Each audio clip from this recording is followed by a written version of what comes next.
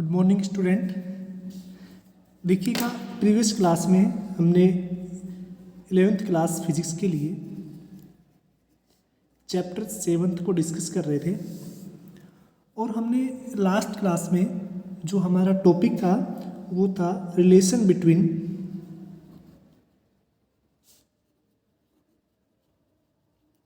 Torque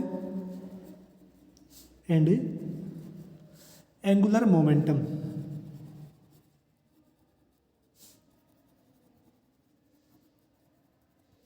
यानी जो last class का टॉपिक था कि किसी भी बॉडी के लिए जो टॉर्क होता है और एंगुलर मोमेंटम जिसको हम एल से डिनोट करते थे और जो टॉर्क है जिसको हम टाउ से डिनोट करते थे, इनके बीच में क्या रिलेशन होता है उसके बारे में हमने एक फॉर्मूला इस्टेब्लिश किया था कि जो टाउ होता है वो किसके बराबर होता है, dl/dt। यानी जो लीनियर dl क्या हो गया, एंगुलर मोमेंटम, और dt यानी एंगुलर मोमेंटम का टाइम की रेस्पेक्ट में जो चेंज होता है, यानी हम इसको क्या बोल सकते हैं, change in angular momentum.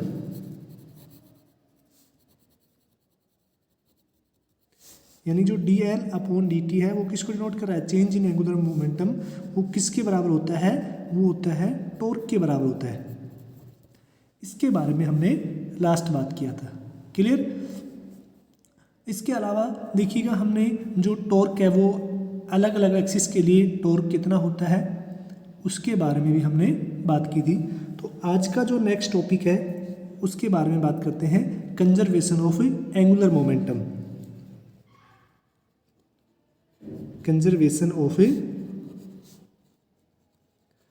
Angular momentum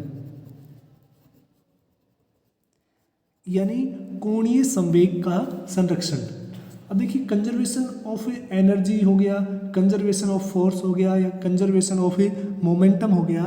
इसके बारे में हम ऑलरेडी पढ़ चुके हैं कि प्रीवियस चैप्टर्स के अंदर कि कंजर्वेशन मोमेंटम क्या होता है, कि किसी भी बॉडी का इनिशियल मोमेंटम और फाइनल मोमेंटम है वो क्या रहता है, सेम रहता है, ठीक है।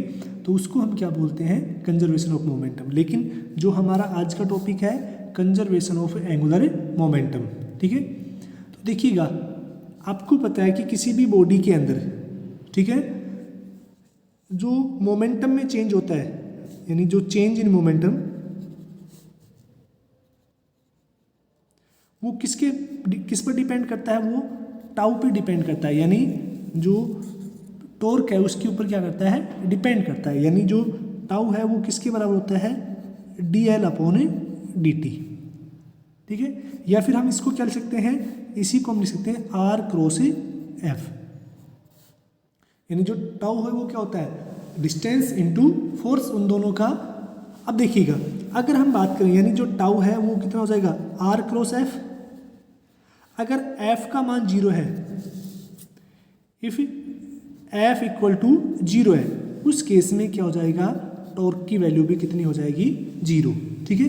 तो हम क्या बोल सकते हैं कि किसी भी एक्सटर्नल फोर्स की एब्सेंस में, यानी अगर किसी भी बॉडी के ऊपर जो एक्सटर्नल फोर्स लग रहा है अगर वो 0 है, यानी किसी बॉडी के ऊपर एक्सटर्नल फोर्स की एब्सेंस में जो टॉर्क है वो कितना हो जाता है, 0 हो जाता है। तो उसमें जो एंगुलर मोमेंटम है वो कैसा रहता है, कांस्टेंट रहता है, ठीक है। तो उसी को हम क्या बोलते हैं, कंजर्वेशन लॉ। यानी जो टॉर्क है वो कितना हो जाएगा, ext की फॉर्म में, यानी dl/dt,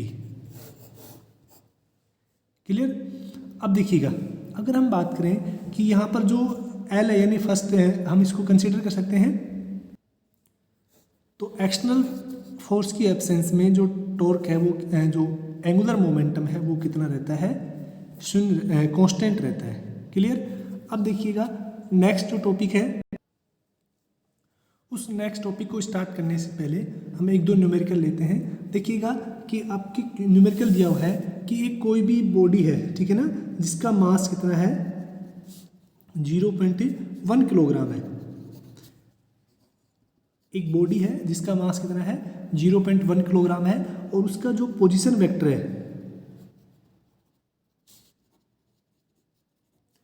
पोजीशन वेक्टर बच्चों वो कितना दे रखा है आपके पास है, पोजीशन वेक्टर को आर से नोट करते हैं, that is given as 10 I cap plus 6 J cap into 10⁻⁻2 metre.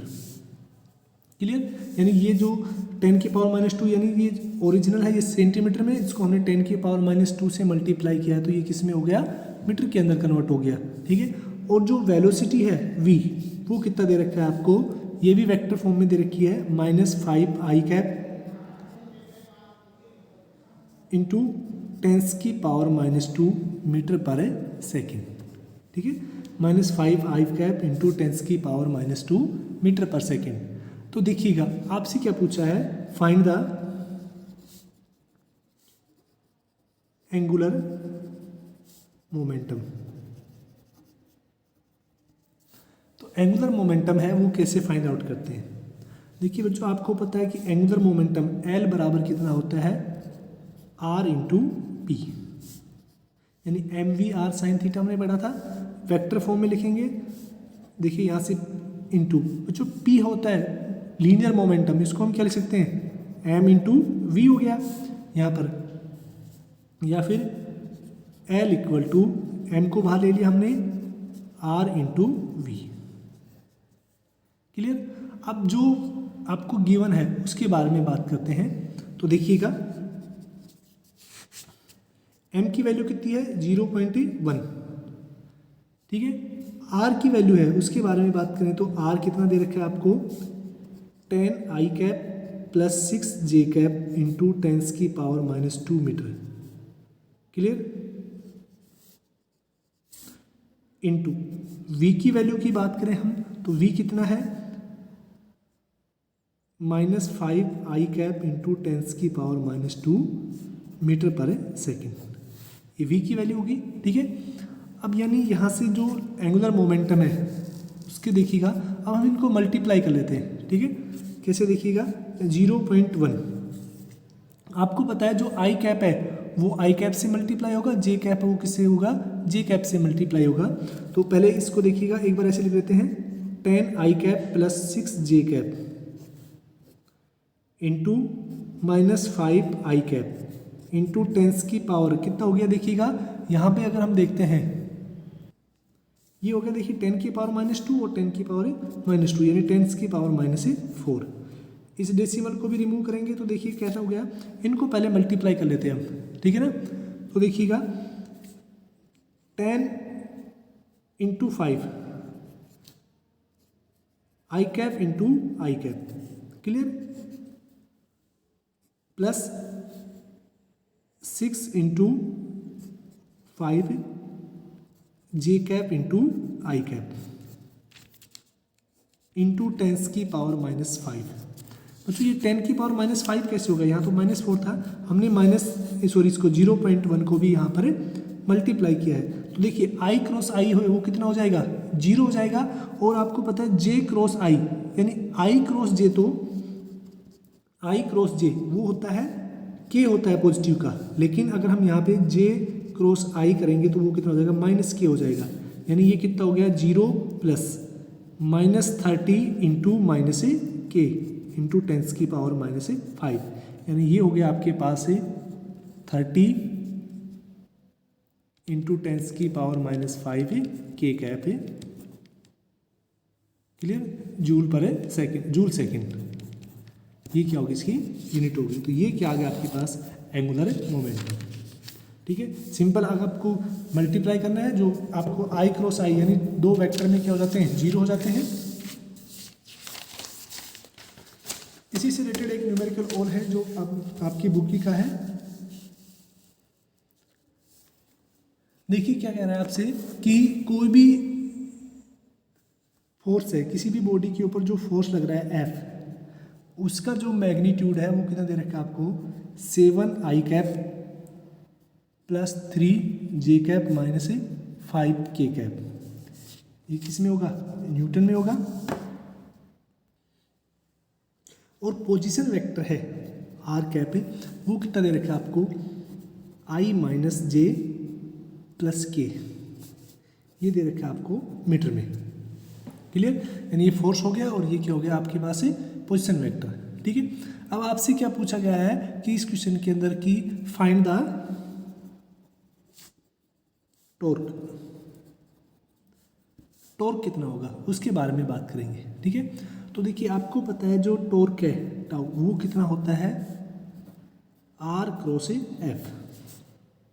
Clear. अब देखिए आर क्रॉस एफ की बात करें तो यहाँ पर हम या तो सिंपल मल्टीप्लाई कीजिए आप इसको, या फिर देखिए दूसरा तरीका क्या है, जैसे हम मैट्रिक्स से करते हैं तो वो कितना हो जाएगा देखिएगा आई जे और के, हमने ये इस तरह से लिखा, जो वैल्यू है उनको रख लेते हैं हम, यानी 1 -1 एंड 1, यानी ये किसकी वैल्यू होगी आर की होगी, और एफ की कितनी है 7 3 एंड -5। ये हो गया, हमने इसको वैल्यू को सब्स्टिट्यूट किया। अब देखिए कैसे सोल्व करते हैं हम इसको। फर्स्ट देखिएगा आई कैप के लिए जब हम सोल्व करेंगे इसको, ठीक है, तो आई कैप के लिए देखिए कितना हो गया, हम आई कैप वाले कॉलम और रो को छोड़ देते हैं, ठीक है ना। तो यहाँ से देखिए 3 माइनस और माइनस क्या हो गया प्लस, 5 1 जा 5 माइनस 3 1 जा 3। क्लियर, यानी इसको हम क्या लिखेंगे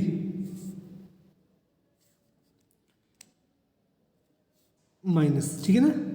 अब जे के लिए हम कैलकुलेट करेंगे तो देखिएगा जे वाले कॉलम को रो को छोड़ देंगे, ये कितना आएगा -5 -7 प्लस के, तो के लिए हम जब लिखेंगे तो ये कितना हो गया 3 1 जा 3 माइनस माइनस प्लस 7। क्लियर, यानी इसको जब सोल्व करेंगे तो 5 3 यानी 2 आई कैप माइनस 13 हो गया, सॉरी 12 माइनस से माइनस प्लस हो गए जे कैप और प्लस 10 के cap, that is the resultant torque of the body. Clear, यानी ये क्या हो गया उसका टॉर्क हो गया। देखिए बच्चों नेक्स्ट टॉपिक है आपका equilibrium of the rigid body, ठीक है ना।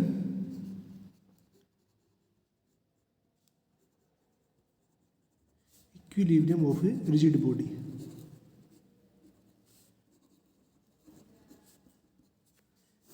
देखिए रिजिड बॉडी क्या होती है इसके बारे में हम ऑलरेडी पढ़ चुके हैं, और इक्विलिब्रियम यानी हम अगर सिंपल वर्ड में बात करें तो उसको हम बोल सकते हैं बैलेंस। जो बैलेंस स्टेट है उसको हम क्या बोल सकते हैं इक्विलिब्रियम, ठीक है।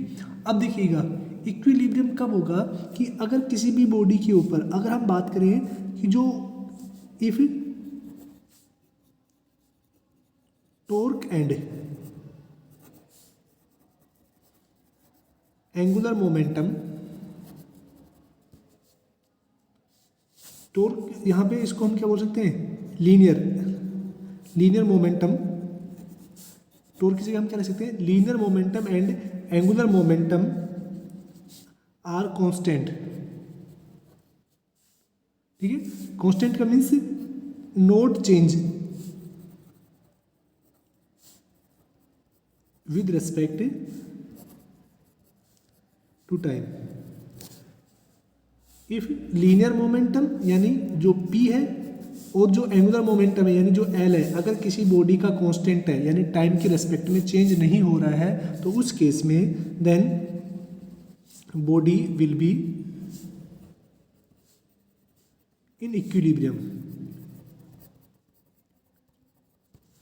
यानी किसी भी बॉडी का अगर लीनियर मोमेंटम यानी अगर हम इसको फॉर्मूले बेसिस पे लिखें, यानी जो लीनियर मोमेंटम में P है अगर वो क्या है कांस्टेंट है एंड जो L है वो भी क्या है कांस्टेंट है, तो उस केस में क्या होगा कि बॉडी है वो कैसे होगी इक्विलिब्रियम में होगी, ठीक है। अब देखिएगा बच्चों जो लीनियर मोमेंटम है P, वो देखिए F है वो किसके द्वारा डिनोट किया जाता है dP/dt। अब बच्चों अगर P कांस्टेंट है, if P equal to constant, तो आपको पता है कांस्टेंट का डिफरेंशियल कितना हो जाएगा 0, यानी F का मान भी कितना हो जाएगा 0। यानी उस बॉडी के ऊपर जो लगने वाला फोर्स है, यानी अब यहाँ पर F है ये कौन सा हो गया नेट फोर्स हो गया, F कौन सा नेट फोर्स, यानी F1 plus F2 plus up to Fn, अगर ये 0 है तो बॉडी कैसे होगी एक कंडीशन तो ये होगी इक्विलिब्रियम के लिए। अब दूसरा हम बात करते हैं कि उसका एंगुलर मोमेंटम, ठीक है, यानी जो एल है उसके लिए बात करते हैं, ठीक है। तो एंगुलर मोमेंटम के लिए बच्चों अभी हमने पढ़ा था कि जो टॉर्क है वो कितना हो जाता है dl/dt। अगर एल क्या है कांस्टेंट है तो उस केस में जो टॉर्क है वो कितना हो जाएगा, जीरो हो जाएगा, ठीक है। टॉर्क जीरो है इसका मीन्स क्या है, उसके ऊपर जो लगने वाला नेट टॉर्क है अगर वो भी जीरो हो जाता है तो उस केस में भी जो बॉडी है वो कैसे रहेगी, इक्विलिब्रियम में, ठीक है। तो बॉडी के इक्विलिब्रियम के लिए अगर हम बात करें तो उस बॉडी के ऊपर लगने वाला नेट फोर्स और टॉर्क अगर ये जीरो हो जाते हैं तो उस केस में बॉडी कैसे रहेगी, इक्विलिब्रियम में रहेगी, ठीक है। इक्विलिब्रियम की दो कंडीशन होगी, एक तो अगर लीनियर मोमेंटम और एंगुलर मोमेंटम अगर कांस्टेंट है, ठीक है, उस केस में भी क्या रहेगी body,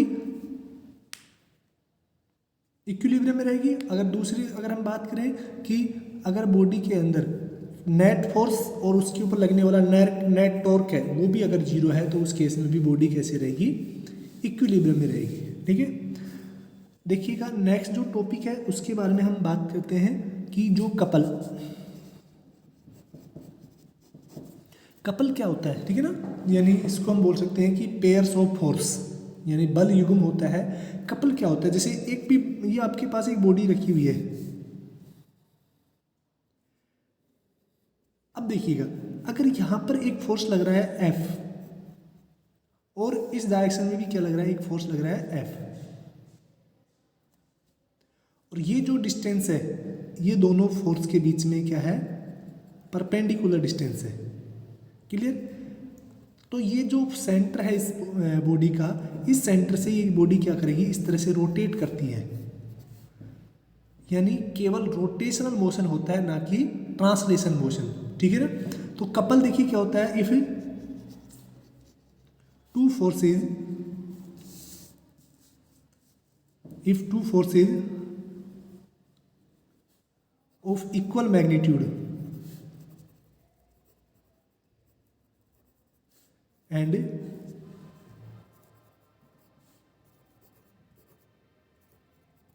opposite direction acting such that their line of action not same, then they produce couple. यानी किसी भी बॉडी के ऊपर अगर दो फोर्स हैं अपोजिट डायरेक्शन में लग रहे हैं लेकिन उनकी जो एक्टिंग लाइन है, जैसे एक फोर्स इधर लग रहा है और एक फोर्स इधर लग रहा है, तो उस केस में तो नेट फोर्स कितना हो जाएगा, जीरो हो जाएगा, ठीक है ना।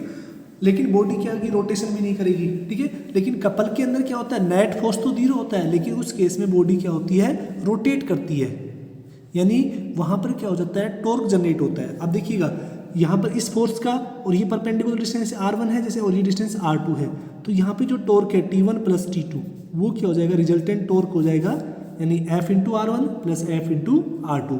उसकी वजह से क्या होता है, ये रिजल्टेंट टॉर्क जनरेट होने की वजह से ये बॉडी क्या करती है, रोटेशन करती है, ठीक है ना। तो इसी को हम क्या बोलते हैं, कपल बोलते हैं। तो समझ में आया कि कपल क्या होता है कि अगर किसी भी बॉडी के ऊपर दो फोर्स इक्वल मैग्नीट्यूड के एक्ट हो रहे हैं, इस तरह से एक्ट हो रहे हैं कि उनकी जो लाइन ऑफ एक्शन है वो क्या है, कांस्टेंट लाइन ऑफ एक्शन है वो सेम नहीं है, अलग अलग लाइन के अलोंग क्या कर रहे हैं, वो एक्ट हो रहे हैं, उस केस में क्या जनरेट करेंगे, वो कपल जनरेट करेंगे, ठीक है। तो बच्चों आज के लिए इतना ही। इसके साथ कल हम बात करेंगे कि जो प्रिंसिपल ऑफ मोमेंटम है उसके बारे में, और ये लगभग इस वीक में ये पूरा चैप्टर फिनिश हो जाएगा। एक दो छोटे छोटे टॉपिक हैं जैसे कि ग्रेविटेशनल सेंटर या सेंटर ऑफ ग्रेविटी हो गया, ठीक है। ऐसे ही मोमेंट ऑफ इनर्शिया जिसके बारे में हम बात करने वाले थे कि फोर्स न्यूटन्स के लॉ में हम पढ़ते थे कि इनर्शिया, ठीक है, inertia of velocity, inertia of direction है और इनर्शिया ऑफ रेस्ट। तो यहाँ पर हम मोमेंट ऑफ इनर्शिया के बारे में डिस्कस करेंगे। और सबसे इम्पोर्टेंट है कि जो थ्योरम्स हैं, यानी पैरेलल एक्सिस थ्योरम, ठीक है, मोमेंट ऑफ इनर्शिया की और एक परपेंडिकुलर एक्सिस थ्योरम, ठीक है, उसके लिए बारे में भी हम बात करेंगे। तो इस वीक में ये चैप्टर कंप्लीट हो जाएगा। इसके अलावा हम स्कूल के अंदर जो प्रॉब्लम काउंटर है वो भी आपके साथ साथ चल रहे हैं, तो अगर आप किसी को प्रॉब्लम वगैरह दिक्कत होती है तो आप स्कूल में आके भी पूछ सकते हैं। आज के लिए इतना ही, थैंक यू।